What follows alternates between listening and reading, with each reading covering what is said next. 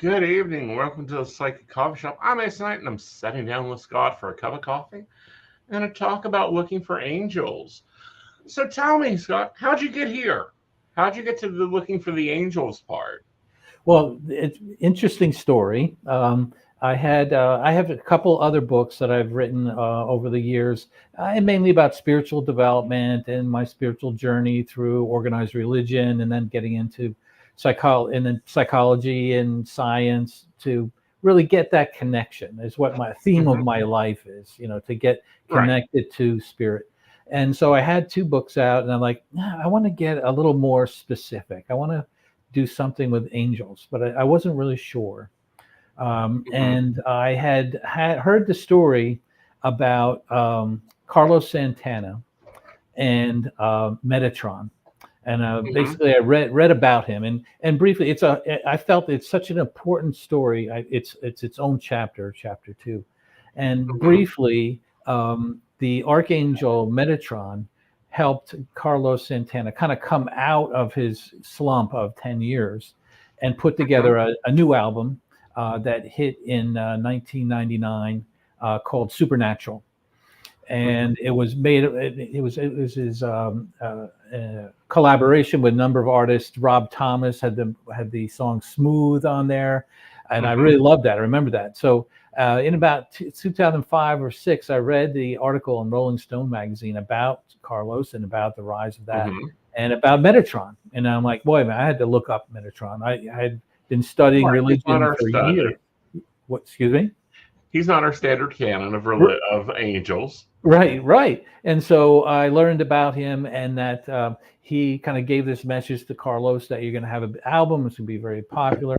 And that's what happened. In 2000, he won Grammys, world top charts all around the world. Right. In the middle of that, he met with, channeled with Archangel Metatron, and Metatron said, "We've given you a great experience. Now we want something back." And he was kind of taken back, like, "Oh no, what does this mean?" And Metatron said, "You are to talk about your abuse." And it turns out that he was abused as a child every other day for 2 years when he was 10, 12 years old. And he never spoke, only a couple people in his life knew about it, but he didn't want to bring it up. And Metatron said, "No, you got to do this. You have to do this." So he went on a media tour. He went to Rolling Stone. He went to Chicago Tribune. He went to the news outlets talking about his abuse and how it came out, how he came out of that and was able to move on. And what Metatron said to him is like, see how many people you have healed, because people were sending in messages saying, "I've had that. I see that you can make it. I can make it." And millions of people were healed by that. And at that time, if you remember, in the early 2000s, when the whole abuse scandals hit with the Catholic Church and other religious organizations, and so that was in the news. And then his was kind of like a counterpoint healing. It was wonderful, So I said, "All right, I'm going to do I'd like to do a thing about angels." So I was at a conference, a holistic health fair conference, selling my other two books.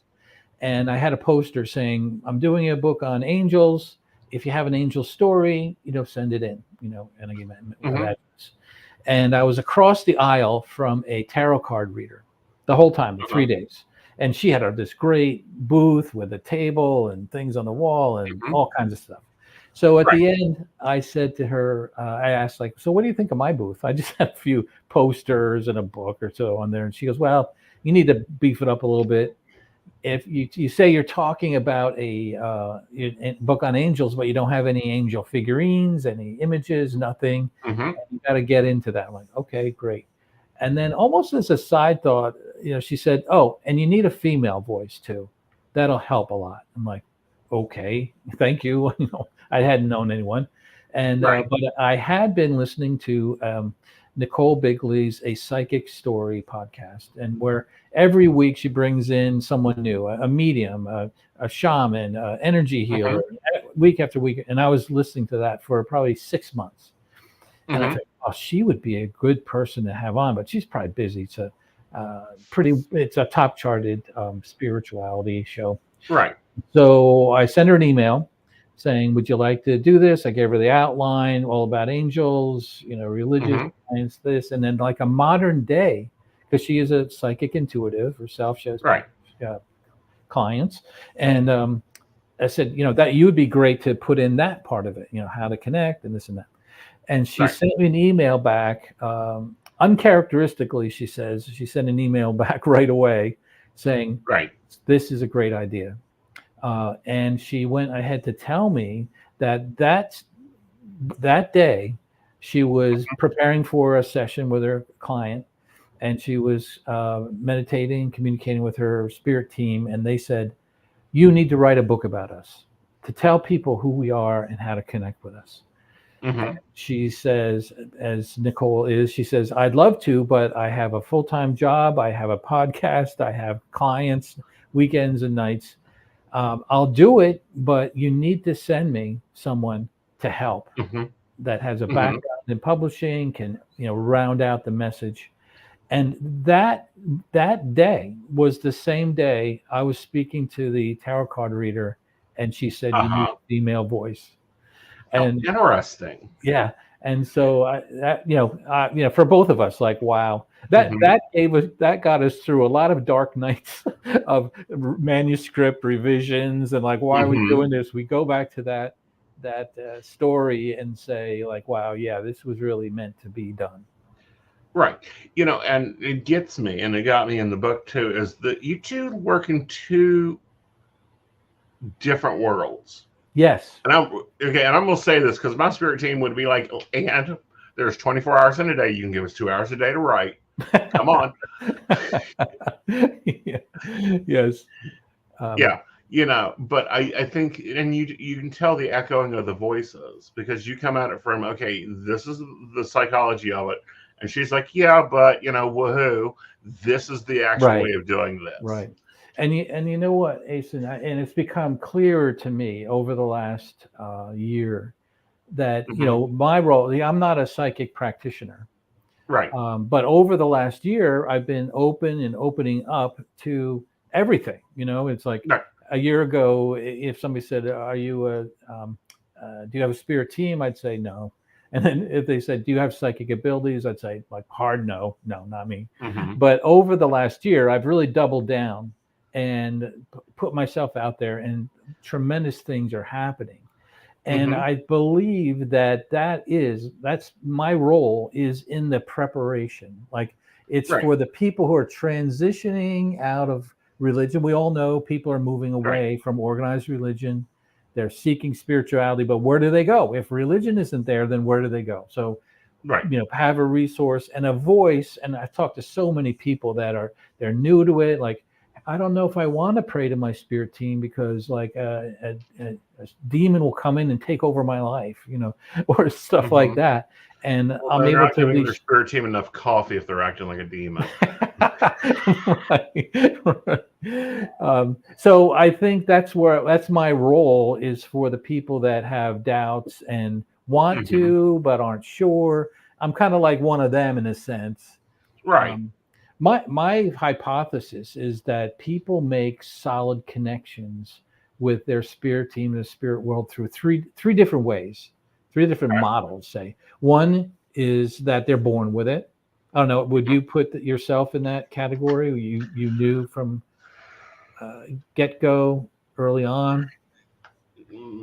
No, I would put myself in the trauma category. Okay, well, that's the second one is the trauma. Right. Unfortunately, but so you have the people are born with it. They know Nicole has remembrance of her between lives, looking at this current life, picking her parents, and that whole thing, which is what I believe what happens. But she remembers it, and then at the very early age, she had a very solid connection with Archangel Michael, and to this day, and other spirit team members. The second way is trauma, and I think that those situations force people or us to get out of this physical realm, even out of self-protection, to reach out that there. Yeah. And then the third way I say is the long way, and that's like me. Like we have to learn, and you can learn. And if you do, you learn how to reach, how to look at things differently, to change your sensitivities, and you ask the big thing to ask. And the one thing that Nicole told me, like, be careful what you wish for. If you want to open yourself up, like, say, like, give it to me, like, as much as I can handle at the time. And so that's what I've been doing, and that's what I think is helpful. It is. It's very helpful, and it's important because much like, because a lot of the psychic side is in the subconscious and making that bridge connection. And it's a muscle you have to really learn to work with. Yes. Yeah. Yeah. I've been to so many, up until then, I've been to so many seminars, and I was with Carolyn Mice once. I was listening to a seminar. It's a medical intuitive.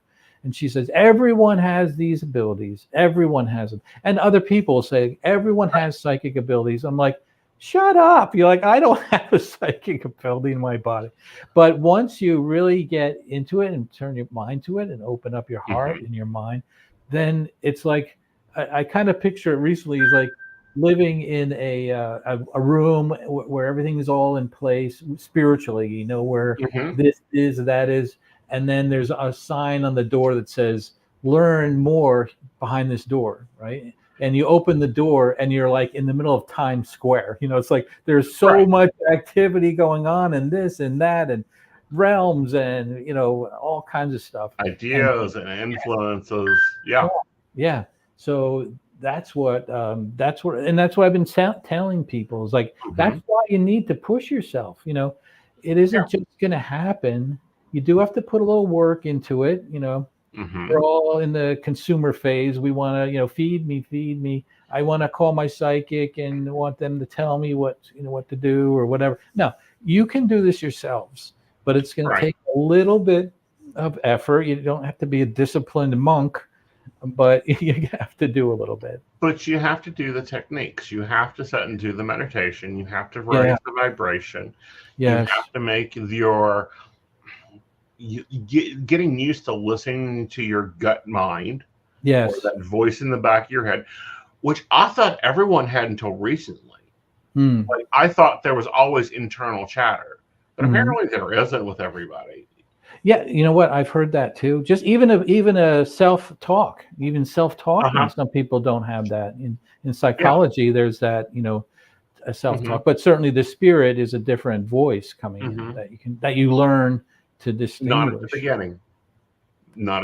They'll sound like you, and then it's like, hold it. I don't use that word. I don't even know what that word is. We'll try this again. Yeah. Here's something that happened just last week that freaked me out. Was that I was on a show and I was given the topic of angelic guidance in an uncertain world. I'm like, wow, okay. And it was about the book, but that was the topic. I'm like, holy crap, like, what am I going to say about that? And so usually, in those situations, I have an outline in my head, like what I'm going to say. Okay, this is what I'll say, bullet, bullet, bullet. This is what I'm going to say. And I was grabbed by that topic in the title just because it's so real. But every time I thought of the outline, I couldn't put words to it. And I had all these things flying around in my head, and I thought some of them were from spirit, maybe not, I don't know. But I couldn't, for the life of me, write down or organize my thoughts. And so I called my friend, my good friend, who's a spiritual practitioner, and I said, I think I know what I want to say. I can't say it, but I think they want to say it through me. And so he goes, Scott, just go with it. Just go with it. Just trust. Don't freak out about it. Because I called him the day of, like, what am I going to do? He goes, stop. What am I going to say? Yeah, stop. And for the first time, I believe I channeled my spirit team, angelic realm, to that message, to that audience. And it's still, I mean, it's only a week away. I've only did it a week ago, but it still is kind of shaking me like, holy shit, this stuff is really, this is really happening. Well, you've spoken to the spirit team. What is your view of the formation of the spirit team? Well, in general, a collection, it could be, it could be any number, any combination of spiritual beings, and I know there's different people have different perspectives on it, but my perspective is that it could have a lot of it could be, comprised of archangels, guardian angels, could be past loved ones, and ascended masters, the whole gamut of spiritual beings. I took a class with Carolyn Swift Jones. She's a great teacher, divine mediumship, and she has you're familiar with her. She has a guiding circle idea where you have positions in your spirit team, and one is the head, and that could be a deity or not, but and then different positions are the thinker, the child, and so that's another way to look at it. For me, it's just I call them building my spirit team, and I've been getting a greater sense. I reconnected with a dear family friend. He was a high school teacher, and I took a number of classes. He was a teacher at heart, and I latched on him all through high school. And then after, and then one day he called me and said, we were talking. He goes, "Hey, I was at a restaurant by you." He was like a mile away. I'm like, "What? You were here and you didn't call me? Like, what the hell?" And so he said, "Oh, they were busy. Sorry, So a year or two after that, he passed from mesothelioma. That was in 2015.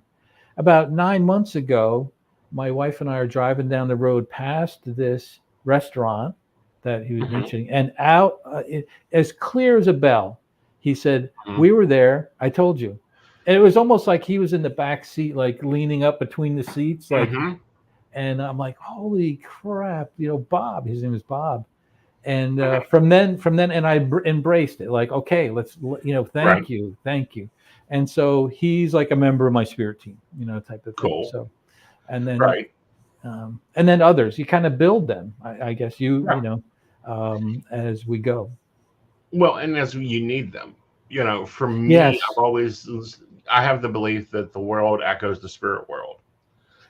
So my spirit guide, David, is like my spiritual personal assistant. My angel team is like my guard team if I need them. I have my healer energies that are literally there to help me to help heal when I'm working healing work. They're right there with me. I don't need David to do a Reiki treatment. He's going to look at me and go, "Okay, you're going to do that thing again. Hey boys, come here." Yeah. Wow. Yeah. But that's how I've always seen it. And you format, and I've noticed this with every reader, they try to format things into the way that they understand them. Yes. Yeah. And learned and, we're taught and, whatever it may be. Yeah. And you mentioned like Archangel Michael, and there's a lot of people that work with Archangel Michael. I personally think that's a department. What's your view on it? And so like one Archangel, there is like Yeah. thousands of them. Well, yeah, it's interesting. A comment I heard along the way, and this is like on the podcast, we talked to Hmm. a lot of people, and one comment that came through to me is like, when it really comes down to it, the angels really don't care about names, Hmm. and who's Michael and who's Gabriel and who's this and who's Right. that. They're all energies. They're all here to Right. help us on the path, and so their names are more for our benefit than for theirs. Right. And it's the So same thing with spirit guides. They don't give a yes, thing what you call them as long as you call and use them. right, Um, and yeah, I think people get hung up a lot of times on our finite mental view of that world. yes, a defined, linear. Hmm. Yeah, I Yeah. agree. And we have to break out of that. We have to break Yeah. out of that box, Hmm. so to speak. What would you think of ETs as far as being a part of your spirit team? And I've been kind of wrestling with this a little bit over the last few months. I think it depends. Like, are we talking the Greys and the lizard people? Or like, Debatable.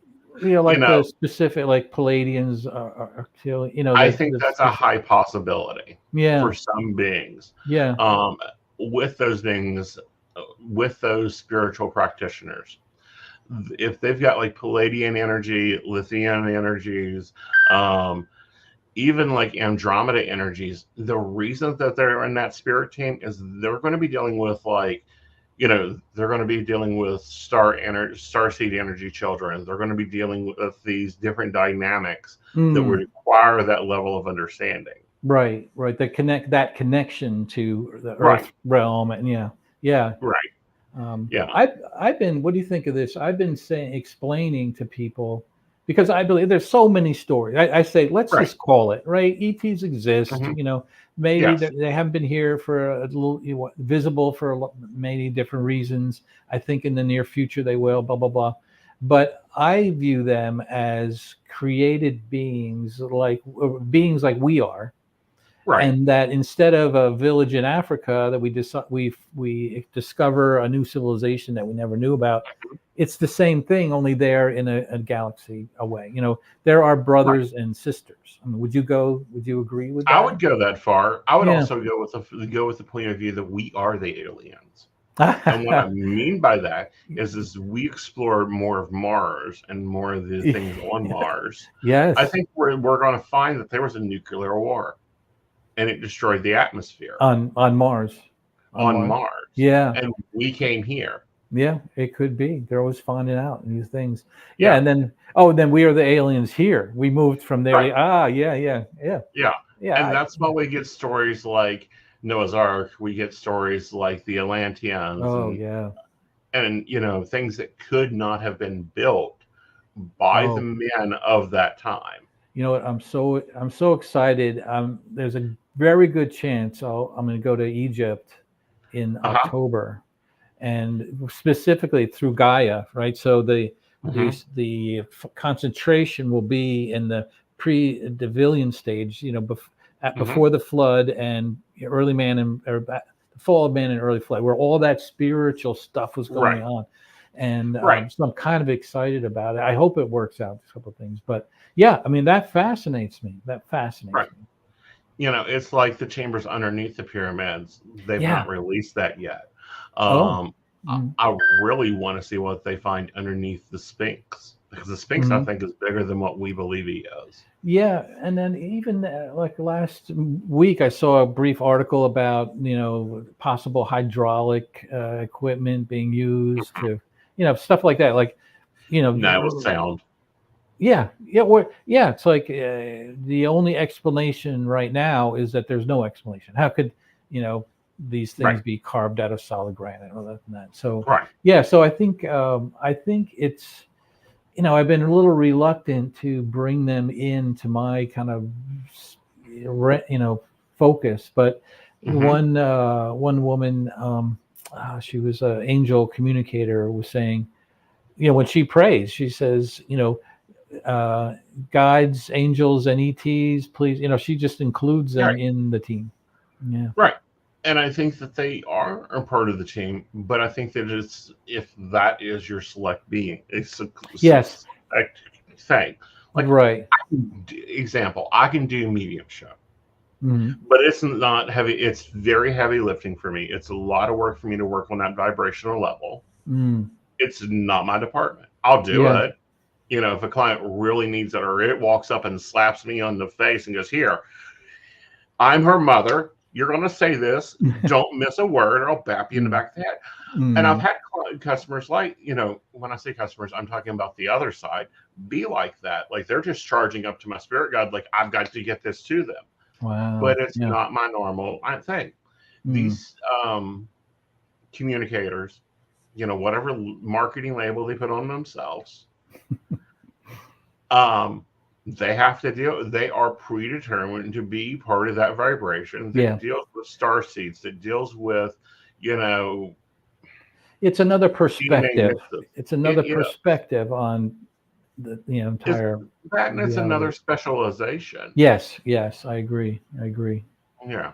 Do Mm. I think everyone has an ET guide? No, it's not like the Mm. angel guides. Mm. Yeah. Yeah. A friend of mine invited me to go. I live close to about an hour and a half from Philadelphia. And Hmm. about 15 years ago, he called me up. He goes, "What are you doing tomorrow?" It was like Saturday.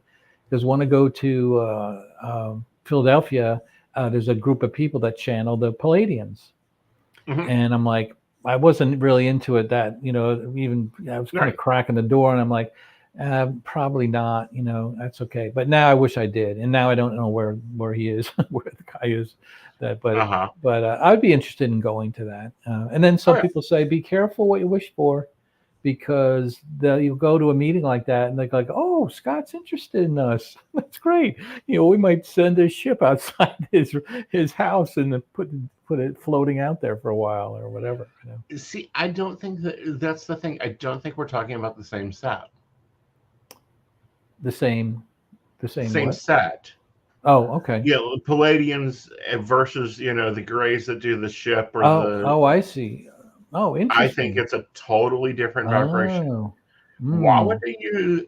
Why would you get in a Oh, car and drive from Pittsburgh yeah, yeah. to LA to talk to somebody? Right. All you need to do is pick up the phone.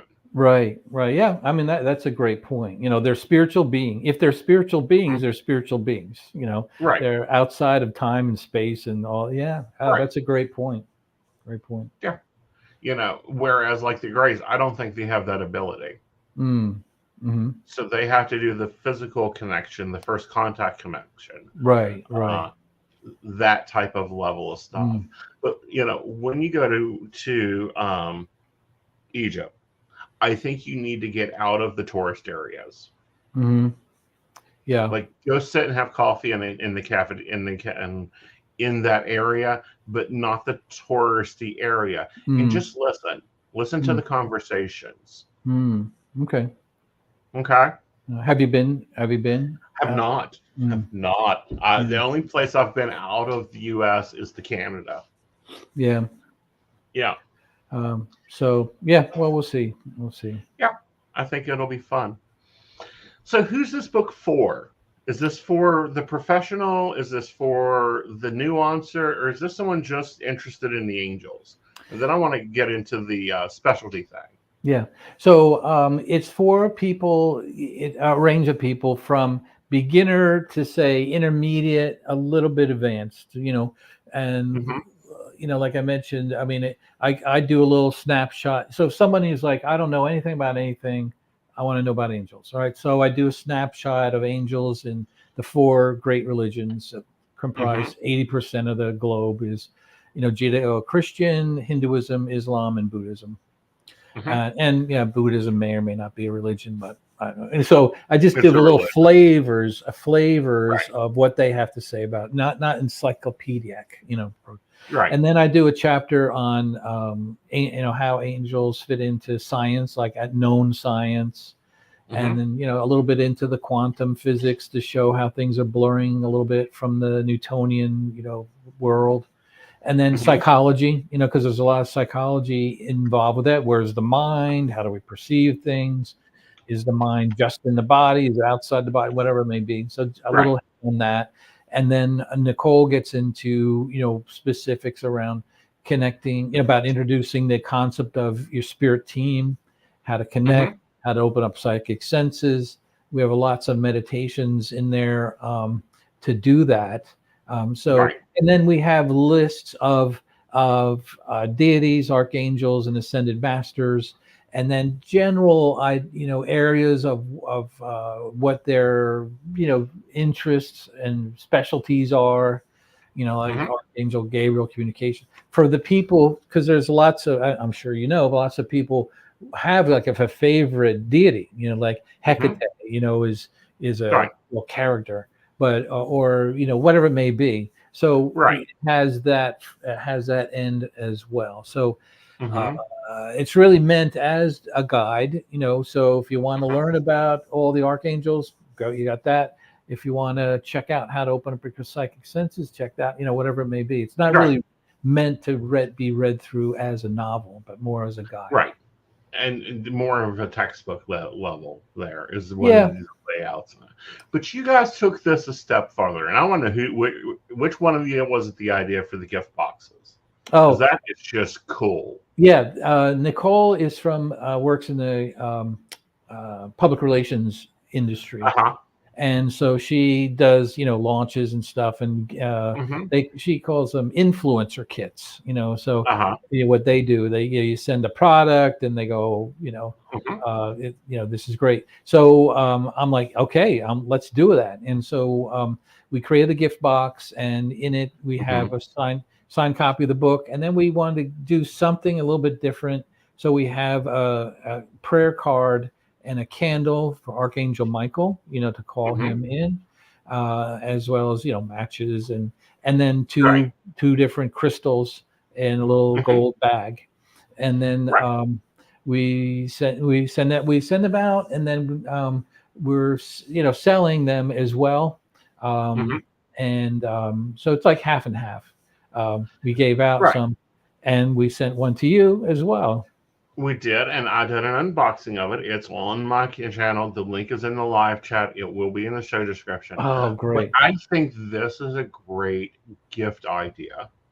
I also think that, this was great for someone that is in the spiritual world, that is working as a practitioner. Because, I'm sorry, we get enough tarot cards and, this, that, and another. Like, this is like, no, here's the whole package. You need this to meditate with. Here, like, she thought this out perfectly to work through the book. Yeah. I think it's lovely. I'd like to even see a subscription thing done this way, but that's just me.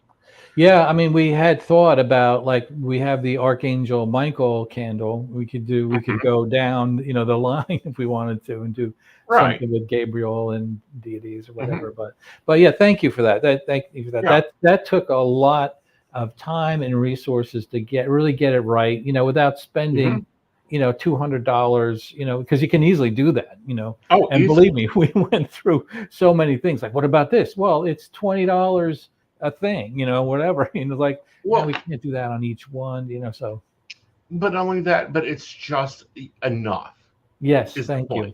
Thank you. If you had put stuff in there that didn't really tie in with the book, or didn't really tie in with the practice, or gave this big, huge, 7-day votive candle that's like this big, that doesn't fit the book, because the meditations aren't 2 hours long. Yeah. That's really that's very I mean, that's kind of exactly what we were thinking of. And thank you for sharing that. But it was a lot of fun. It was the most fun I ever had on a project, even though it was a lot of work. Doing the book, obviously working with our designer to get everything just right, and then getting the gift box together, get it out, and so it's a lot of fun. And I love that, like, I can go and buy this.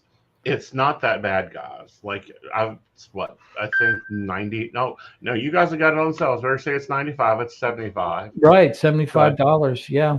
Right. And my goal is to get them sold out by the end of the year. A book is considered new for a year. Which is what I I realized, a few months ago. So that's why I'm doubling down and coming out and Right. going on shows And like this. talking, which is important. Yeah. So so that's on the website, and it'll be available, for the end of the year. Certainly, holiday times makes a great gift.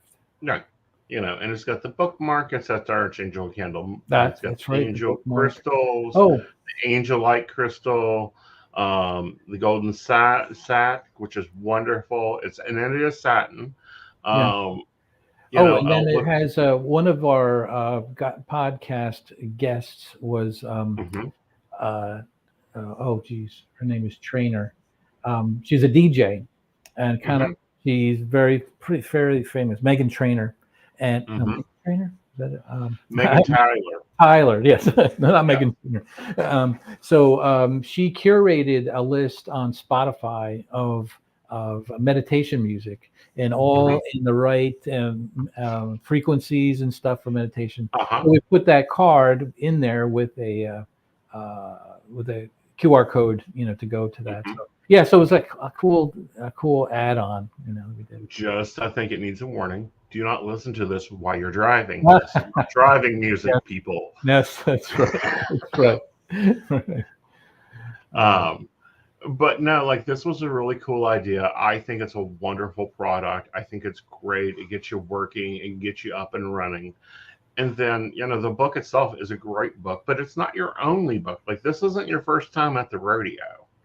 No. As I mentioned, I've got 2 other books. This is Nicole's first book. I've got 2 others out there. And as I mentioned, Spiritual Journey, my journey and the lessons I learned. And then I'm working on another one. It's going to be very provocative book. And it's called The Healed You. And what it does, and the subtitle is, it's still work in progress, but it's something like how to engage in spirit-led healing. And so we have the dichotomy of an unhealed you and the healed you, which is really our true nature that does exist, a healed you and a healed state. So that's there. Okay, we all get that, but I don't experience that right now. We're still working through the healing process and ways to get from point B to point A, that way, in a spirit-led way. And so it is not, as a psychologist, I would say, like, it's not going to be, American Psychology Association approved for any reason. They've not been improving for years now. Right. They've been kind of stuff, but I think that you're a man of 2 worlds in bringing that up, because you do have your PhD in psychology. Yeah. And you're in the spirit world now. Now, I just can't wait for you to write the book, the guidebook for a psychologist to deal with psychics. Yes. Oh, yes. That's, I was just thinking when you were saying that, it's like spirituality, but there are books about, psychology and spirituality, but psychology and psychics, that's a great idea. That's a great idea. Because, if I wanted to go see a therapist, I can't see a normal therapist. I need to actually see a therapist that sees therapists. Right. Right. Yes. And a therapist can't have a spiritual discussion about connecting with your spirit team, because there's no ICD code that they can bill insurance for. So you have to approach it in a different way. And a few people that are counselors that do that, but at the same time, they'll say to their clients, like, okay, this is outside of, theory-based psychology. And if you want, they kind of, I stress, you have to ask their permission, like just let them know where you're going. Right. But if their insurance company found out that they were, channeling their spirit team during a session, he may not be too long on that board. Well, and that's why I think that they need a guidebook. I'm sorry, you're not the first psychologist to sit in my chair, but also, some of these psychologists and therapists especially have no clue. Yeah, they have a client coming in going, I've got a guy that basically tells me every damn thing I need to know. Yeah, They're going, Yeah. has hallucinations. Anytime I want a 72 Oh, hour vacation, I can take it. yeah. I have a friend of mine who is an excellent psychologist, extremely Hmm. intelligent, excellent Hmm. psychologist. The minute he would hear the word angel, immediately in his head would be going down, oh, psychotic, delusional, hallucinogenic, and then match up all the possible disorders that have that. He Hmm. just a hard turn no on that. Right. And many people do that. So, Right. But then um, we have the other ones that are grabbing a terror deck and going, all right, let's lay out the cards and see what we're doing this session. oh man, that'd be great. The Yeah. one thing to mention on the psychology side, I delved into the invisible friend idea Hmm. in the psychology section because I think Hmm. it's like almost 40% of kids under the age of 12 have an invisible friend, right? Right. And so, and they converse and this and that, and it's very common. Hmm. However, right when they get into like kindergarten and first grade, the Hmm. spiritual friends go away. Right. Why? Well, because they go to school and they may tell their teacher about their spiritual friend, and then they're Hmm. either laughed at by their friends or the teacher tells Hmm. them, or they go to the counselor and they it all goes away. And so Right. can you imagine a world where that's encouraged and Right. that relationship is encouraged? It's already there. Just Right. It's encourage it already and there. nurture. Yeah. Right. And then, the other side, the more spiritual side, is the veil finally closes. Yes. Yes. Yeah. Yeah. Because when they come into the body and they are going through the pre-kidding, toddling and all that, the Mm. veil's still very much thin for them. Yes. Yes. Um, Speaking of the veil, I mean, Uh-huh. and I'm sure, I mean, every spiritual based person I speak to, is agreeing that the veil is thinning at Yep. this point in time. Hmm. Um, I heard the concept I heard recently from a woman who was channeling the spirit, the angelic realm, was that it's set in stone that the humankind, it's set Hmm. in stone that we will ascend and ascend into the fourth and fifth dimension, if you want to call it that, or Right. ascend into the less you me to more the Hmm. togetherness, and then love and all Right. good things. That Right. path is set in stone, and that it's happening now. I mean, you can Hmm. certainly see that in the numbers, with Right. meditation being up and organized Hmm. religion going down. Um, and the along with that idea, and I'm curious your Hmm. thoughts, is that there's a lot of tumultuous times Right. about to go. And then I think Neil Donald Walsh said we're going to have to go through the storm before the calm, Hmm. and that that's what's happening like right now, like in the Right. next couple years, uh, is going to be Which a would make tumultuous time. sense if we look at the human pattern. Yes, right, because things are changing and Right. paradigms, right? Is that what you mean? Yeah. No, it's kind of like, okay, if we look at spiritualism in general, going from the Fox sisters line, it rocked all the way to about the 1950s. Mm. Okay. And then you go back to the 1800s and you have Oh. that same repeat that we just keep advancing. And then we Yes. go quiet. Oh, yeah. And then we start picking back up about normally the 60-year mark of that 100-year cycle. Mm. Yeah, the timing kind of works out for that, right? Yeah, it does. Mm. And that's when, I think that we just keep climbing up that lesson Yeah, yeah. in the Um, collective mind. But no, I don't label it fourth and fifth dimension, but I do think that the veil is thinning a little bit more than the traditional All Hallows Eve and Beltane time. It's mm, getting thinner and thinner, mm. but that's because we're vibrating higher and higher. I Yes, mean, yes. because our minds and our bodies isn't so much on keeping the physical body together. Right. Now we're switching to that, because we don't have to go plow fields and kill animals and hunt down everything. And, Mm, we're progressing, our mind's progressing. And now we've got the space in our experience to schedule in. Mm. Find the vibrational link to this. Find the Mm. vibrational link to that for us. Mm. And I think that we will progress.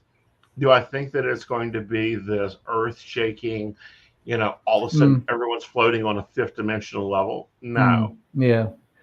And then it may not even be a catastrophic thing either. No. From what it could be a slow change. Right. Slow but subtle change, maybe. Right.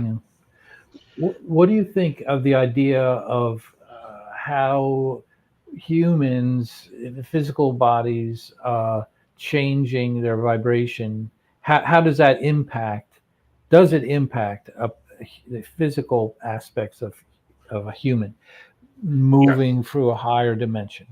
I Okay. think it does. I think that we're going Mm. to see, like our kids. Me and my partner was at a Dollar General, and there was a 7-year-old, Mm. super intelligent 7-year-old. He was the size of like a 10 or 11-year-old from when Oh. we were growing up. Oh, So I wow. think that our bodies will be changing more into a more higher, bigger form. I Mm. think that we're going to start finding patterns of health issues that's like, oh, well, you do A plus B and it equals C, and we're done with this. Mm. Mm. Um, I've heard about the light activating light codes in our DNA. Hmm. Right, Yes, and then kind of where I'm going with is because I've been kind right. of suffering from this in the last 3 months, extreme fatigue. Just slogging through things, and then I'm Okay. thinking, well, maybe that could be an adjustment. Could be at the DNA level. Who knows? I mean, I don't know, but Can we dig there? yeah. Okay. Um, so you're tired, you're fatigued, and you're also having brain fog, right? Oh, yeah, yeah, Okay. yep. So I have a question for you. How much water are you getting in your diet? I have a measured a smart mug that I Uh-huh. try and get 60 to 100 ounces a day. Okay. Are you getting high vibrational foods? What would that be? Vegetables, straight Oh, oh, meats, oh, yes, yes, yes. non-processed, non-GMO, non-chemically created foods. Yeah, yeah, and we're vegan vegetarian household. Wonderful, Yeah, wonderful. And the other thing is sunlight, getting yeah. out of that office. Mm. Yeah, not so much. I mean, up in New Jersey, this summer has been extremely hot, so it's hard to get Right. out. But when I do, I Hmm. go on bicycle rides and Right. swings and stuff. So Right. doing that, yeah. Okay. Then it probably will take about 6 months of this, and then you'll just notice a fury of activity just blowing out. Mm, wow. You'll probably also having problems with your sleep because I figure you're trying to force yourself into the 9 to 5 lifestyle, and that may not be your sleeping pattern. Yeah, yeah. Right. Sometimes you just don't have a good Right. night's sleep. Other times I'm so exhausted that I'll sleep solid, but I'll wake up Hmm. like I pulled an all-nighter. You know, Yeah. Because like you okay. did on the other side, you did in your body because your body's Oh, physiologically changing, yeah, yeah. especially if you're getting into like reading or working in the Oh, spiritual realm. oh, yeah. And Yeah. pushing it, like I mentioned with that, Hmm. that talk, I'm like pushing it, and Right. wrestling, that internal wrestling going on. Hmm. Uh, yeah. Yeah. Because it takes a toll on the physical body. I Mm, think the hardest is mediumship because it's dangerous to interrupt a medium in a channel. Like it mm, can kill them. yeah. Um, but it's almost like you're training to be a marathon runner, but Mm, on the spiritual range. So mm, you have to make sure you're eating 4 to 6 meals a day of high vibrational, non-processed foods that have not, I mm, don't scream organic, I scream real. What I mm. mean by that is they're real food. They're not like the processed corn. Like go get your corn. You're in New Jersey. It's the Garden City. Yeah, yeah. There's Garden State. but yeah, Go hit those food stands. yeah, The yeah. other part of that is as you're doing heavier work, you're going to need more water. Mm, Okay, because you got to process out those chemicals that your body's feeling that isn't yours. right, right. You're working with a client that has gone through a divorce and let's say her third marriage and all that emotional energy. Your body, we see this out of football players. Your body's going through that every movement with her. Yeah. Yeah. Yeah. And what's been coming up now is that I've been even just outside of any professional thing, I'm talking to somebody and I'm getting images in my head. And then I'm like, well, do I say something? Is this real? Ask for permission from the person, right? From Like I have something that I'm getting. Would you mind? Yeah, that's what that's what I was thinking. But yeah, that's kind of new for me. But yeah, trust is a big thing. Trust. I got to trust that. Trust is a big thing for anyone to go, can we dig in this? Or, they're sharing, do you want to know my opinion? Like, I'm just getting this. Do you want to know? You don't think do you have my permission to channel the angelic realm for you? No. Make it to where they understand it. Right. Okay. And the reason for that is we get information that people aren't ready for. Yes. Oh, yeah. Yep. Okay. I get that. And just in regular psychology, you have that. Can you imagine another level up talking in terms of somebody's life path or that type of thing. Yeah. Right. Or their ideas, and it's like, can I dig there? Should I provide advice? Should I, go, well, your problem with the relationship stems from your relationship with your father, and you really need to work on that inner child there before you're really going to you have to get that permission to treat. Yeah. And then after that, go for it. Well, like you just said with me, you mind if I dig there with the so that was, and that was inviting. That was an inviting way to share that. Yeah. Yeah. Very good. Yeah. Yeah. All right. So where can they get all these books? And you also work with authors. How do you form that relationship with authors? Yeah. So my website angelintraining.org has kind of a little bit of my background, has resources there, has a lot of broadcasts that I've been on that I feel are notable. I have a course on udemy.com about where are you in your spiritual journey, kind of getting people for those like kind of like more on the introductory side, like where are you type of thing. And then it'll have my books there as well, but including the upcoming book, A Healed You. And then one page of it is called SG Publishing, Scott Guerin Publishing, and that's where I offer. I just am so in love with the communication world, publishing, every aspect of book publishing. I love, and so I put out there that I can help someone get their book out, because how many people you've spoken to, like, I have a book in me, I don't know how to do it. So I want to do that, but I don't want to I'm not that publisher that will help you do that and then collect your royalties, for a year and a half or whatever.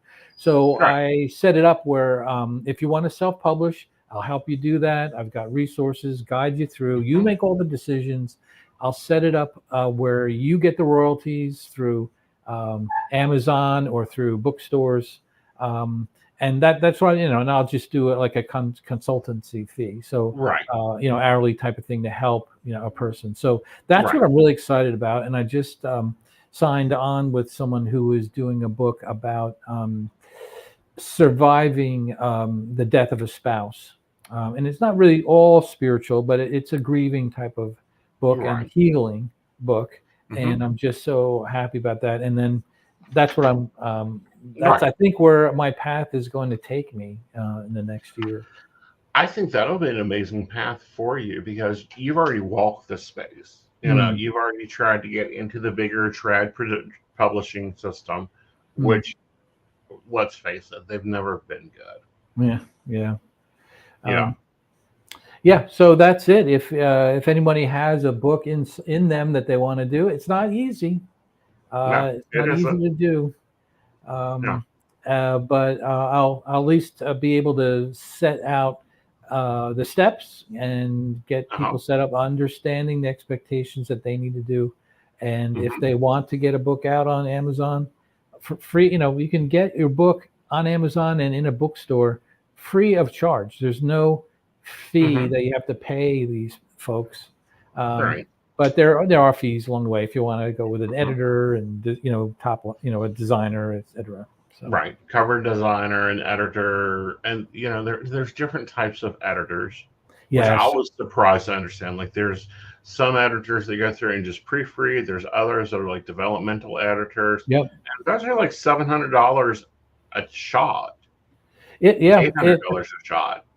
Yeah, if you get right, and then you I always say, go to your network of people, of friends, of former employers, managers, and then say, I'm working on a book. Here's a manuscript. Would you mind commenting on it? That would be a content editor. And then you have the I call it technical editor, that just goes and does all the technical things. But along the way, you get a content editor, and then they're the ones that usually you ask and say, would you mind doing a little quote about the book? And then you put that quote on the front cover, or front or back cover, or whatever you do. Right. Yeah, there's lots of different ways. Lots of different ways to do it. Yeah. But cool thing to do. It is. It can be really fun, and I don't know. Writing has to be a passion, and you have to a book comes when it comes. In my opinion. Yeah. It's not like you're writing romance, especially in this genre. It's not like you're writing romance or young fiction where you can just spit out a book every 2 months. Right. Almost like reading spiritual books. How many times you get a heavy kind of spiritual book, you take it in pieces. Like, whoa, I gotta. Oh yeah. That it kind of goes out that same way. Right. It's developed. Very much so. Yeah. So guys, if you're looking to publish, if you're looking to get into the publishing world, contact him. At least he can navigate you through it, give you ideas, and who knows, you may be part of this press or another press. Right. Yeah. Or your own press. Your own press. Yeah. All right, Scott. Well, thank you for visiting, darling. And come back. You've got many more books, and I look forward to having many more cups of coffee with you. Thank you, Aeson. I greatly appreciate it. Great conversation. You made it so easy, just like sitting down and having a cup of coffee. Exactly, darling. So have a great evening, darling. All right. Take care. Take care. Are you ready for an enchanting journey of self-discovery and empowerment? Dive into the mystical world of Wicca with our courses guided by Lord Aeson Knight. Unveil Wicca's secrets, explore fundamental principles, and delve into essential topics like deity relationships and the purpose of rituals. Aeson Knight, a third-degree high priest, shares his wisdom through life coaching lessons, guiding you towards a brighter future. Step into the inner circle of enlightenment. Enroll today to embark on a journey toward a more empowered you. Click the link to take your first step into the magical circle. Ready to join the Psychic Coffee Shop Network? By becoming our patron, you'll unlock exclusive content from Aeson Knight, host of the Psychic Coffee Shop podcast and co-host of the Mountain Bears podcast, alongside the tech-savvy Techie Joe. Choose from subscription options ranging from Tall $1, Grande $5, to Venti $10 per month, supporting us in covering production costs and beyond. Depending on your subscription level, enjoy discounts on private readings, free access to classes and special events, behind-the-scenes extras, and the chance to participate in station meetings. Plus, you'll get early access to new content and the opportunity to shape future topics. We'll acknowledge your support in the credits of our videos. Don't wait. Brew some magic and join us today as a valued member. Link in the show description. Aeson Knight, your gateway to a transformed life. In a world where anyone can claim to be a life coach, Aeson stands out as a true professional with the skills and qualifications to guide you on your journey to success. So why invest in a personal life coach? Let's explore the game-changing benefits Aeson brings to the table. Ever find it hard to stay committed to change on your own? Aeson's expertise ensures you stay on track. With him as your coach, that internal drive kicks in, motivating you to keep your promises and achieve your goals. Making a change is tough, but Aeson makes it 1,000 times easier.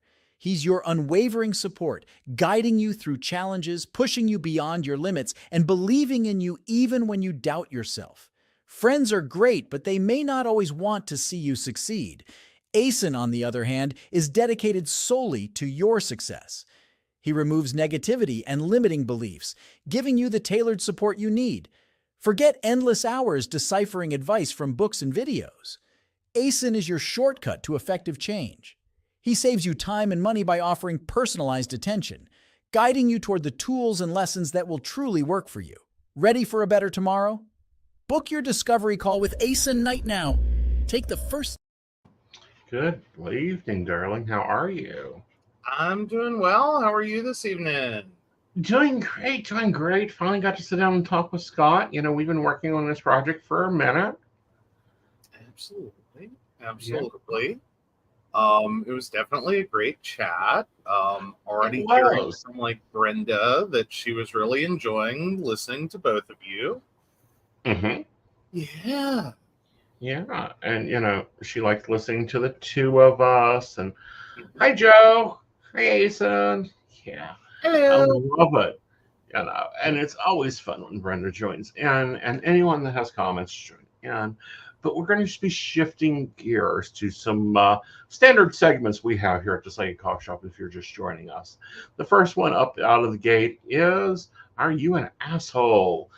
So we get to decide if Joe has felt an asshole in the mix. All right. Am I the asshole for refusing to talk about my brother who cheated with my ex, even though he is very ill? The background story behind this is complicated, so I'm going to just give the highlights.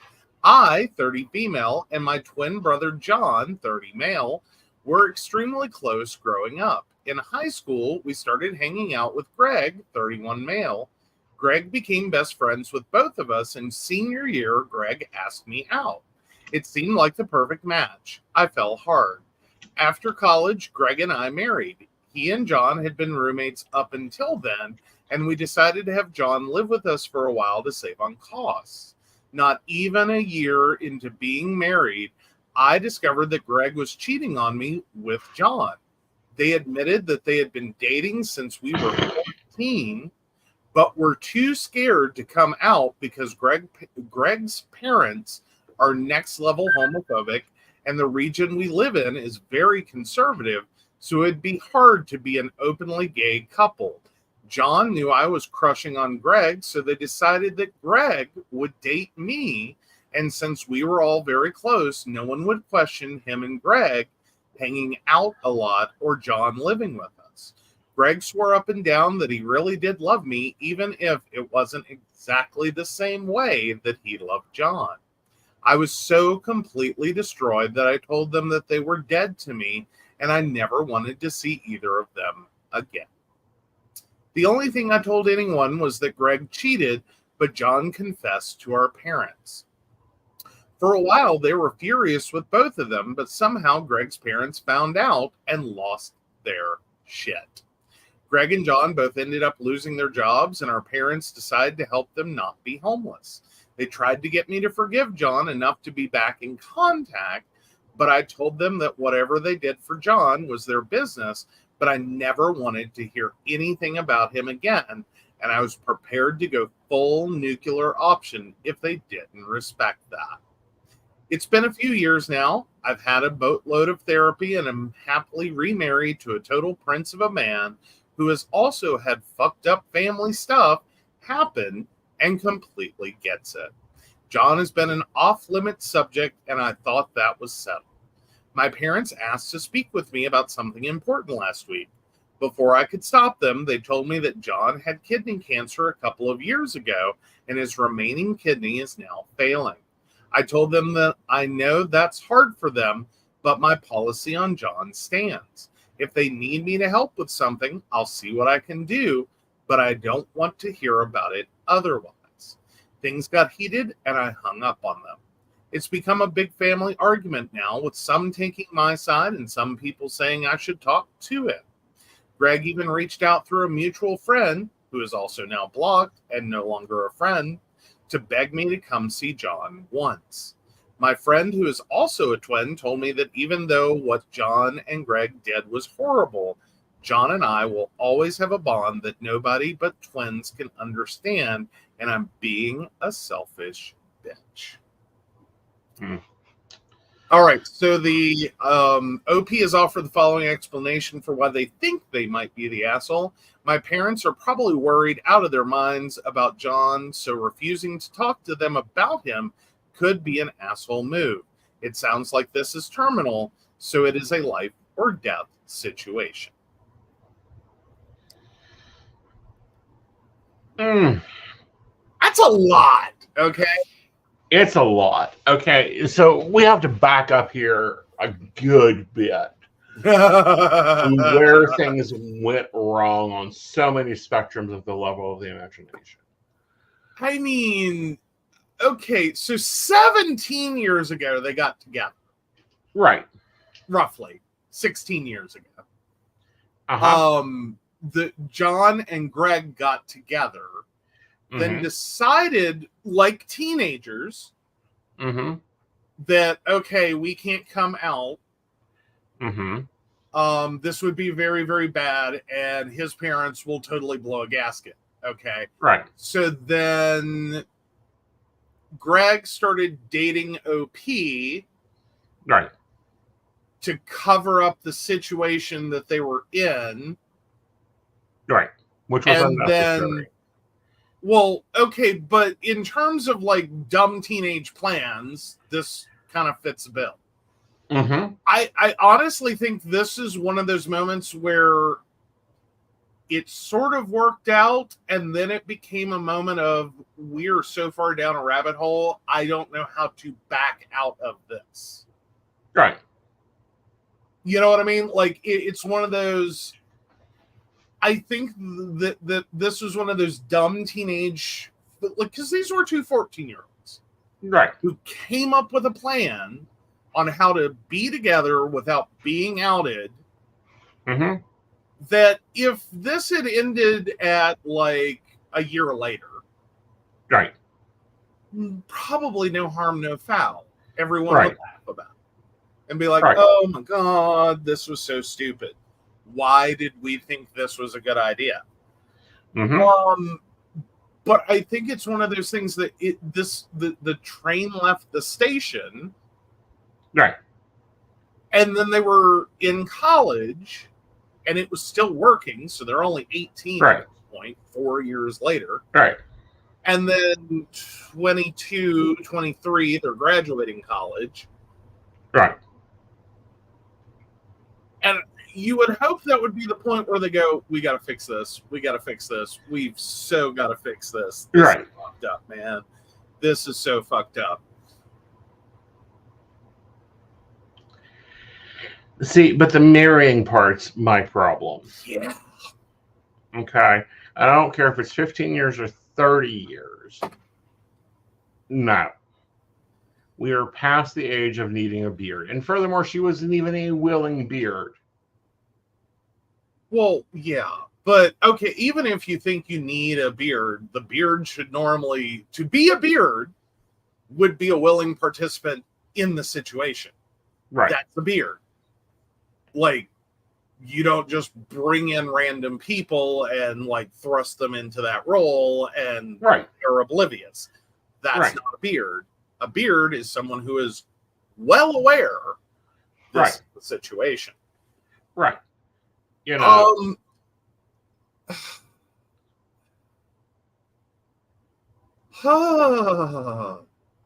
That is a devastating amount. Like, right. so they finished college let's say 23. A year, they got married after, so probably about 24, so 25. So this has been like 5 years ago. Okay. I'm just trying to follow a timeline. Right. Meanwhile, in that 5 years, it's apparently been a John and Greg, like, drama city nightmare. Right. And I get that. Like, one could argue, chromatically, you brought that one on. Right. Like, what the hell?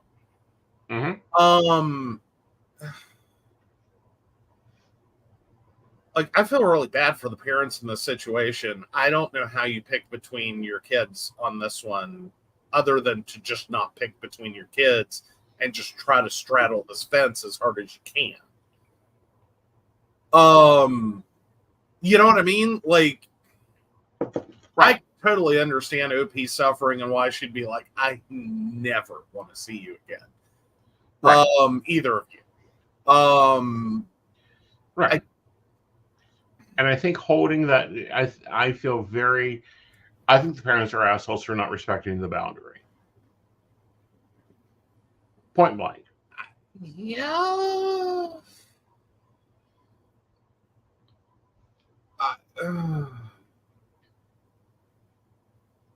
But now we're moving into the point where these are final decisions.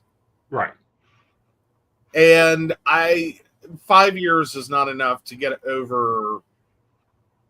I don't care how much therapy you've had in 5 years. Right. Oh, The level of oh, trauma. yeah. I mean, Right.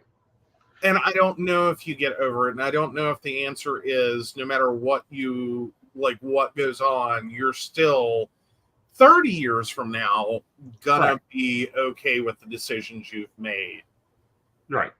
Or whether it's gonna become a moment of like our parents pass, and then in that grief, we like bury the hatchet.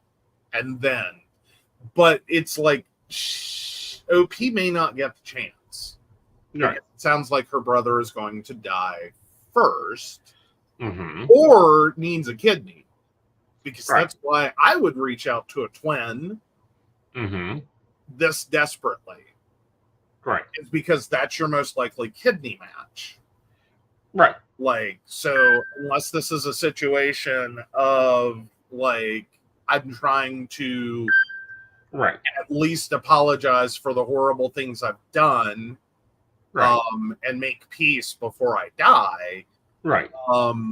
The most likely is, hi, could you?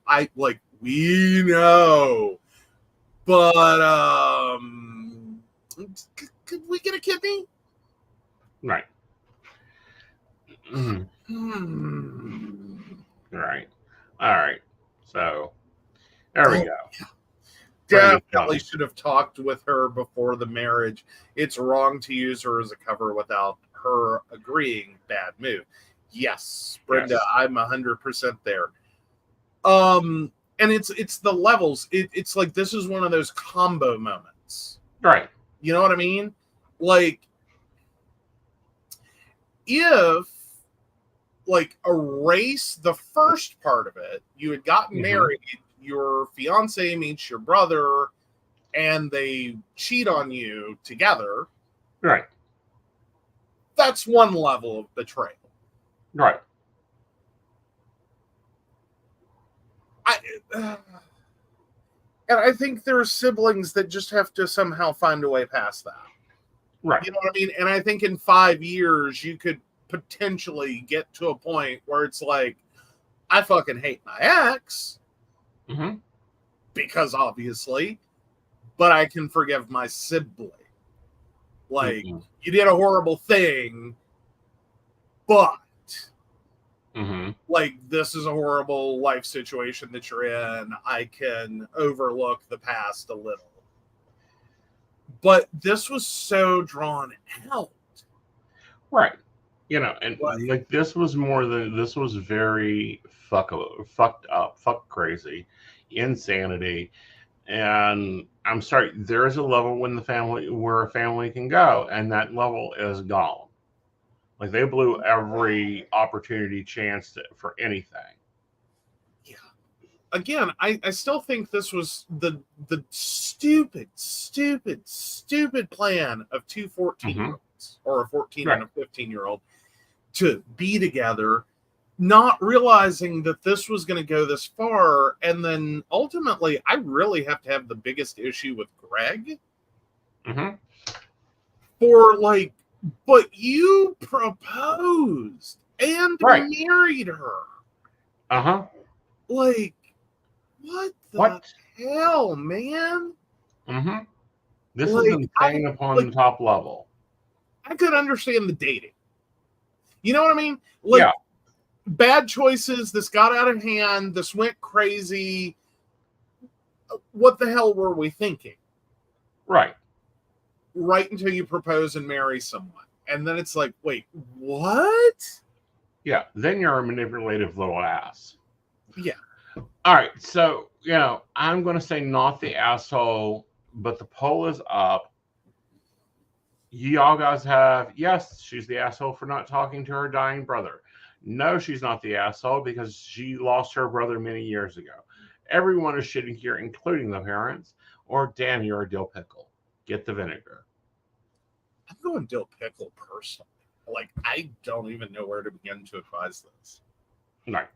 That's so messed up. All right. So moving over to relationship advice. What the fuck is this? My husband says he's uncomfortable sharing his finances with me. 33 female, 35 male. This has been aching me since forever, and I can't take it anymore. My husband, 35 male, and I, 33 female, have been together for 4 years and married for 3 months. He's always been very private and low profile all his life, and even before he met me. When we first got together, he used to tell me everything about his finances, not in detail, but he used to share with me how much he has or how much in debt he is with his credit cards and all. During our engagement, he changed jobs, and since then, he stopped sharing anything with me. He knows how much I make and all the details about my finances, but when I ask him, he acts as if I'm invading his privacy or smothering him. I once asked him how much he makes a month so that we can plan our budgeting and responsibilities together. He refused to tell me the exact salary, told me an average of what he makes, and I didn't insist to know back then. Recently, though, he told me he had a loan for us to get married. He had a loan for us to get married. I asked him about it as a normal response to the conversation with a pure intention of helping him out. He implied that it was a big number, but also refused to tell me the amount. I tried to tell them that our marriage shouldn't have secrets, and I want our marriage to have transparency and shared responsibility. Or at least that's how I see healthy marriage. I asked him if he doesn't trust me, and he said it's not about trust, it's about what makes him comfortable, and that I should respect his privacy. However, he also said there's only one person who knows about the loan, and he's the only person he shared it with because it's his business partner. I don't know how to feel about this. All I see is that he trusts his partner more than me. I can't even understand how sharing your finances with your spouse would be uncomfortable. Please tell me if I'm in the wrong here. He keeps manipulating me that I'm a bitch who doesn't respect his privacy or what makes him comfortable, and that he should have kept, that he could have kept the whole loan thing from me. In other words, I should be thankful that he even decided to share with me that he took a loan. I don't even want to know about the loan anymore. He is very cautious when it comes to sharing any information with me. He says it's something in his nature, and I can't force him to change just because we got married. It's in his nature that he doesn't disclose any financial information with anyone. I keep telling him that would be the case if he was single, but now he's married and I have a right to have an honest and open marriage. How should I react? What should I do to make him understand the importance of transparency in a healthy marriage? He truly believes there's an ulterior motive behind my question and not just genuine care and worrisome. See, I have a problem with this one. I think I know why, and I think he's buttering it a lot. Mm-hmm. But go for it. He got a loan to get married. What It's not the fuck uncommon marriage was anymore. this? It's not uncommon anymore. I get that. He has a business partner, so that tells me that he's probably in his independent business, and his income is probably not what you think it is. He is probably living credit card to credit card, and he doesn't want to expose just how shitty everything is. I want to go the other way. Right. I think this is generational. I will go out on a little bit of a limb here and say this is generational. Mm-hmm. And I think there's more money and assets than you know about. Mm-hmm. Starters. Right. And I think there's this fear it's a very backwards idea, but hang tight with me. I think the fear is if you tell your spouse how much money you have, she'll just spend it. Mm-hmm. And so the premise is that if you don't share with your wife what Right. you make, then you can control your finances and maintain, limits. Right. Right. And that's more likely to leave your spouse not knowing, could I just quit my job tomorrow? Can Right. I go spend a crap ton of money and like have a spa day, pedicure day, go to the beach, fly to, Right. all around the world and just do whatever? And I think for men especially, there's this idea, Right. this theory of like, this is how you get yourself out of a quote unquote gold digger situation. Mm-hmm. Now, I'm not going to deny there are people like this, and they are male and they are female and they exist. And if they know how much money you have, they will find a way to spend it. They will find a way to ask for things. They will sneak behind your back. They will start acting like the amount of assets that you have Mm-hmm. and have Right. expectations equivalent to those assets. Right. And for some will become very dependent very quickly. Right. Those people exist. They do.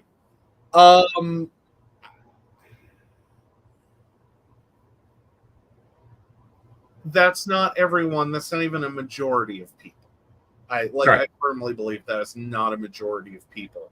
Right. But I do think that's something that if that was how you're going to interact in your marriage, Right. and it sounds like this was a couple who really got married semi-impulsively. Right.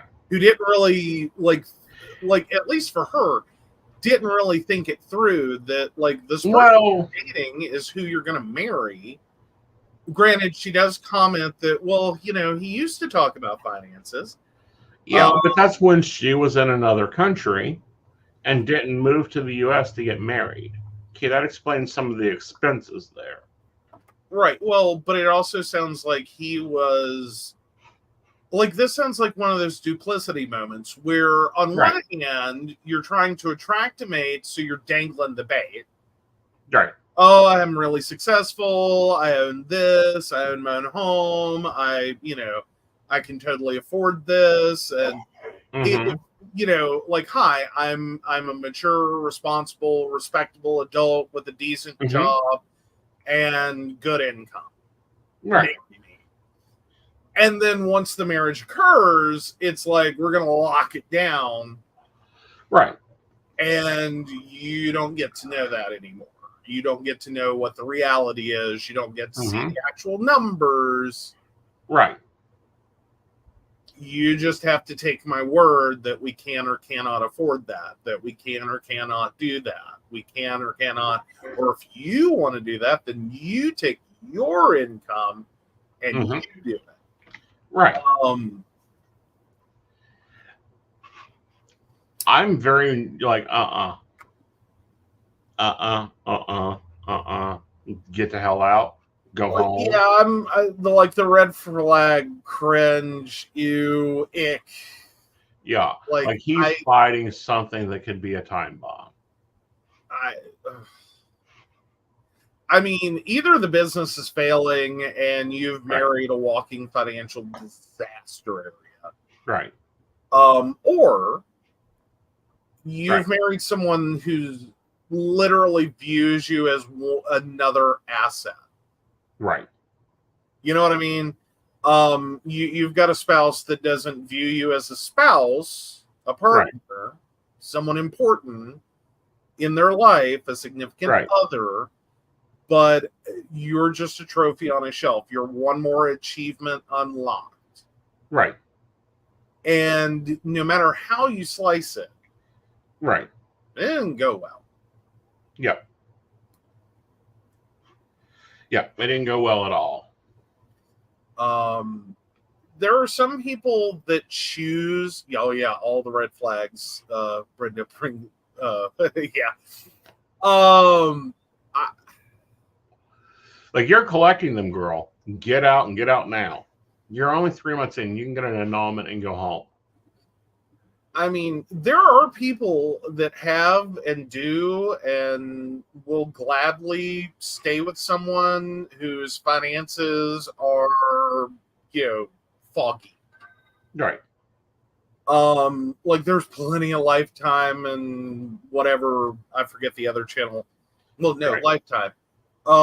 Mostly does a lot of movies like this where she just didn't know how he earned his money. Right. Right. She never stopped to ask. She just knew there was always money. Right. And then you find out like it's an insurance scam, it's a disability scam, it's a import-export business, it's something. Right. And it's like, oh my God. But there was always money, so she just never worried. Right. There's people who do it. But I think it's very hard if you actually have the interest to be like, no, we're budgeting, we're planning, we're setting up retirement accounts, and Right. we're trying to move through an entire lifetime together, and you want me to just live at the whim of whether or not we might have money. Right. And that's bullshit. It doesn't work in any relationship. I don't like secrecy when it comes to finances. We have clear conversations about where your business is, where my business is, how much you've got, how much I've got. You can see most of my finances, and you communicate yours. That's how relationships work. So yeah, I don't know that there's an advice other than maybe your Hail Mary is couples counseling and getting him to realize the realities here. But I think I can already tell you that's gonna fail. Right. And your best choice is probably to prepare to leave. Like this sounds like a hill you're prepared to die on. Right. And I'm not saying it shouldn't be. Right. I think it's a legitimate hill. And I don't think you're ever going to get this transparency from him, especially the fact he keeps calling you a bitch who doesn't respect his privacy. Yeah. Girl. That no. Like, get out. If the response to we need to talk about our finances and so that we can both have a clear picture of what's going on here is you're a bitch who doesn't respect my privacy. Right. That's a hard one to come back from. Right. That's a hard one to come back from. Right. And there's a limit on what's comfortable. Like no one is comfortable talking about finances. No one has ever been comfortable talking about finances. It's a legitimate conversation that really has to occur. Otherwise, you wake up one day and it may work out beautifully, and you find out what your finances are at some future point after he has died. And you are now, the wife who gets the estate. And, it's pig and a poke. You don't know what you're getting. Right. Or you find out because there's, a SWAT team at your front door. Right. Because either of those, there's an opportunity. This is all like his business is legit. His money is legit. Like that's a possibility. And it's just a very old, antiquated, horrible idea of how to handle marital finance that needs to die with the generations that created it. Or there's something wrong. Right. Either the money is illegitimate, like it's not coming from any illegitimate source, and you're going to be horrified. Right. And literally, this is the nicest thing he can do is keep you out of Right. knowledge of the finances. Right. Or the finances aren't what he says they are, and Right. he angled a hell of a bait for a very small catch. Right. It's just like, the housewife and the hustler. She says she knew nothing about his finances and where the money was coming from. She just knew that he was a lawyer that won $1 million cases. You could be the next one. Yeah. And again, it doesn't necessarily mean the money's illegitimate, but do you really, like right now, it's Schrodinger's money. Right. You don't know till you open the box Right. what you're dealing with. It is truly a pig in a poke. Right. You have no clue what's in the bag. Right. Where it's coming from, where it's going, how it was obtained. Right. And quite frankly, this can all be a nice little suburban dream. Mm-hmm. 5 years, 30 years, 60 years. And one Right. day it explodes in your face. Right. Like, I'd rather know now that it's an illegitimate, like, you know what I mean? Worst case scenario, I would rather know the worst case scenario and make life choices based on that. Exactly. And, like, have a plan at least. Like, if you really, truly Right. do love him, and it's like, I don't care that he deals drugs and, sells them to children. If Mhm. that's where you're at with him, then knowing that's what's occurring, Right. girl, keep your money separate, put everything in your name, make sure that you, like, there's a way to make sure you have assets Right. that are not going to go away if he does. Exactly. And I mean like 10 to 20. But if you're clueless, then you don't know what you're planning for. Right.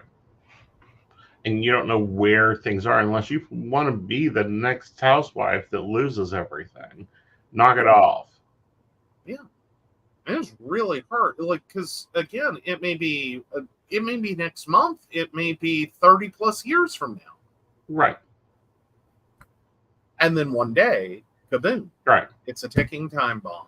Like, Right. unless you can resolve it, and I doubt you will, because it sounds like he has zero interest Right. in that ever occurring. I think you have to decide whether or not you stay with this secret Mm-hmm. that can blow up in your face at any moment, Right. or you walk and find someone who gets it. Right. So, good luck with that. Yeah. I say get out quickly. Yeah. All right, let's go see where you're at. All right. Am I the asshole for refusing to talk about my brother who cheated with my ex, even though he is very ill? Sorry, honey. Everyone's shitty here. Everyone shitty here? Okay. Yep. Parents included, you included, the ex and his boyfriend that, they were sleeping around while you were in class included. They were dating.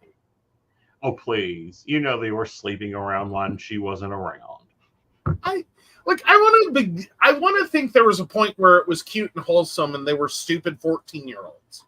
Because I think that's very likely the case. And then somehow this went on as long as it did. Yeah. Like.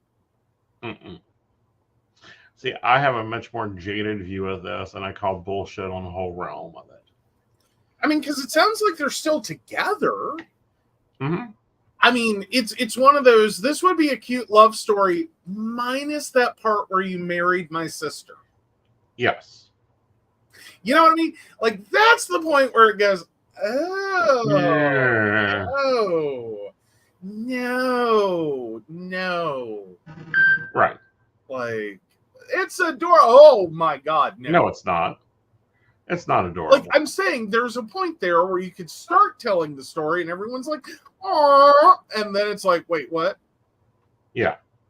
Wait, what? What? Yeah. Oh, no. No. No, y'all are horrible. But Yeah.